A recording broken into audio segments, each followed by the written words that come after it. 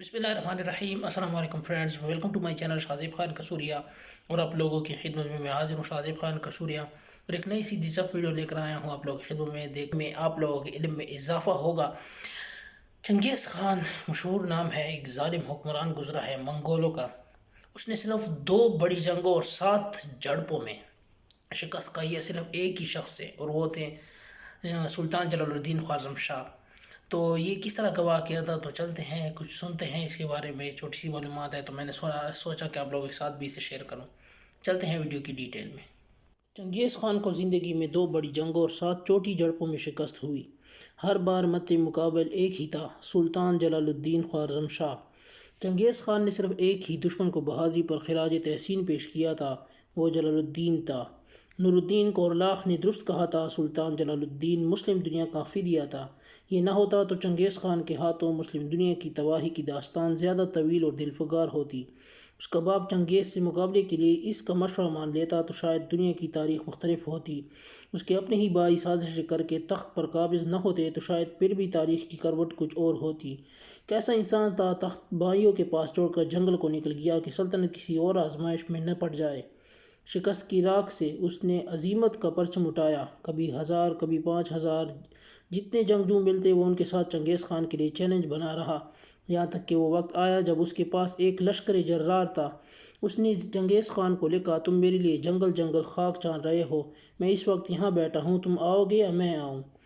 Major ریورٹی نے لکھا ہے، چنگیز خان کی زندگی میں یہ پہلا موقع تھا اسے کسی نے یوں چیلنج کیا ہو، اور چنگیز خان چیلنج قبول کرنے کی ہمت نہ کر سکا۔ اسے معلوم تھا اگر جلال الدین یوں للکار رہا ہے تو شیر کے منہ میں سر دینا حکمت نہیں۔ یہ میرے الفاظ نہیں، چنگیز خان کے اس تذبذب کی یہ کہانی امیر عطا نے صدیوں پہلے لکھ دی تھی۔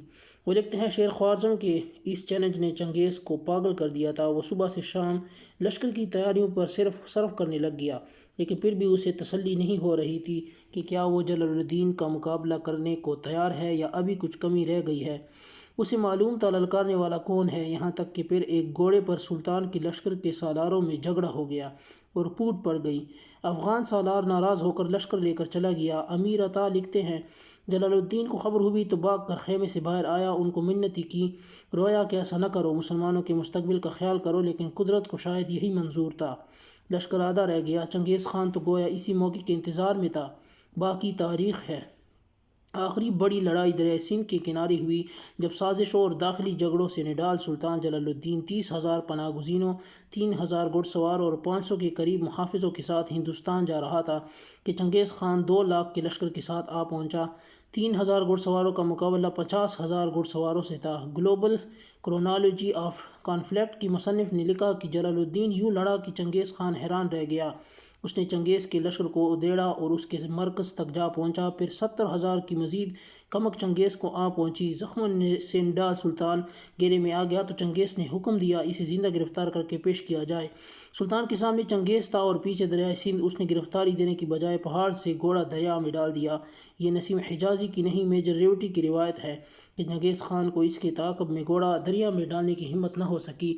وہ حیران کھڑا زخمی سلطان کو دیکھتا رہا، اسے یقین نہیں آ رہا تھا کہ وہ یوں بھی کر سکتا ہے۔ پھر اس نے اپنی فوج کے سالاروں کو بلا کر کہا، اس شخص کو دیکھو، اس کی ماں کو اس پر فخر ہونا چاہیے کہ ایسا بہادر پیدا کیا۔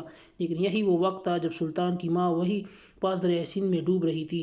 یہ واقعہ ازبک، فارسی اور ترک لوک داستانوں کا حصہ ہے اور اس کی منظر کشی بھی کی گئی ہے۔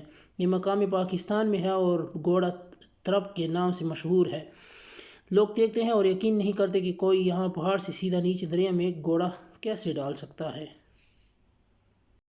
ہاں تو دوستو، امید ہے کہ آپ لوگوں کے علم میں بہت اضافہ ہوا ہوگا، اور اصل بات یہی ہے کہ مسلمان ہمیشہ اپنے غداروں کی وجہ سے اور اپنوں کی بے وفائی کی وجہ سے اور تخت کی ہوس کی وجہ سے مسلمان ہمیشہ شکار ہوا ہے، اور اسی کی وجہ سے مسلمانوں نے شکست کھائے ہیں۔